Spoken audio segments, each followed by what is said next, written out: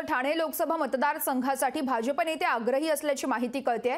कल्याण शिवसेनेला तर ठाणे भाजपकडे देण्याची मागणी देखील भाजप नेत्यांकडून केली जाते। लोकशाही मराठीला सूत्रांकडून ही माहिती कळते। ठाणे लोकसभा मतदारसंघ भाजपला मिळावा यासाठी भाजपचे संभाव्य उमेदवार म्हणून संजीव नाईक आणि विनायक सहस्त्रबुद्धे हे देखील आक्रमक झाल्याची माहिती सूत्रांकडून कळते। दरम्यान खासदार विनायक सहस्त्रबुद्धे यांच्यासोबत संवाद साधला आहे आमचे प्रतिनिधी विकास मिरगणे यांनी। आपण पाहूयात। लोकसभा निवडणुकी दृष्टीने भाजपने राज्यामध्ये कंबर कसलेले ठाणे जिल्ह्यामध्ये 2 लोकसभा मतदारसंघ मोडतायत। कल्याण शिवसेनेला द्या, ठाणे लोकसभा मतदारसंघ भाजपला द्या अशी मागणी आता जोर वाढू लागली। यासाठी उपमुख्यमंत्री देवेंद्र फडणवीस यांच्याकडे सुद्धा भाजप नेत्यांनी भेट घेतली होती आणि ठाणे लोकसभा मतदारसंघासंदर्भात आपल्याशी माहिती देण्यासाठी खासदार सहस्त्रबुद्धे सर आहेत। सर, ठाणे हा मतदारसंघ भाजपला द्या अशी मागणी आता जोर धरू लागलेली आहे। असं ही मागणी खूप जुनी आहे।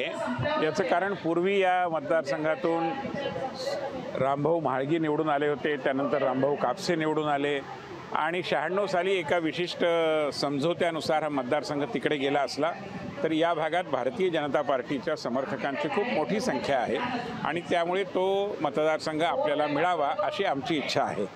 इतर पक्षांची अशी इच्छा असू शकते आणि त्याचा निर्णय दोन्ही पक्षांचे वरिष्ठ नेते एकत्रित बसून करतील। तो निर्णय सर्वांना मान्य असेल। पण याच्यामध्ये 2 मुद्दे आहे की ठाणे जिल्ह्यामध्ये 2 मतदारसंघ आहेत, दोन्ही शिवसेनेला देऊ नये कारण मुख्यमंत्र्यांचं वजन वाढेल अशी भाजप कार्यकर्त्यांची महत्त्वाची भूमिका आहे। असे भाजप कार्यकर्त्यांची भूमिका, नेत्यांची भूमिका, हे जे काही सगळ्या भावना आहेत त्या लोकांपर्यंत, लोकांच्या भावना नेत्यांपर्यंत पोचलेल्या आहेत। माझी खात्री आहे की भारतीय जनता पार्टी आणि या महायुतीचं नेतृत्व अतिशय सुजाण पद्धतीने या विषयाचा निकाल लावे। पक्षाचं काम एका रचनेनुसार चालतं, भेटीगाठी होतात, वाटाघाटी होतात, रचना होते, त्यातनं योग्य पद्धतीने निर्णय लागेल। पण एक मी आत्ताच सांगू इच्छितो की इथून विजयी होणारा उमेदवार हा पंतप्रधान नरेंद्र मोदी यांचे हात बळकट करणारा, मोदींच्या पाठीमागे आपली ताकद उभी करणारा असेल। मग उमेदवार कोणी असो तो मोदींच्या विकासाच्या या कार्यक्रमाला हातभार लावणार। कॅमेरामन ज्ञानेश्वर बागडेसह विकास मिरड, लोकशाही, नवी मुंबई।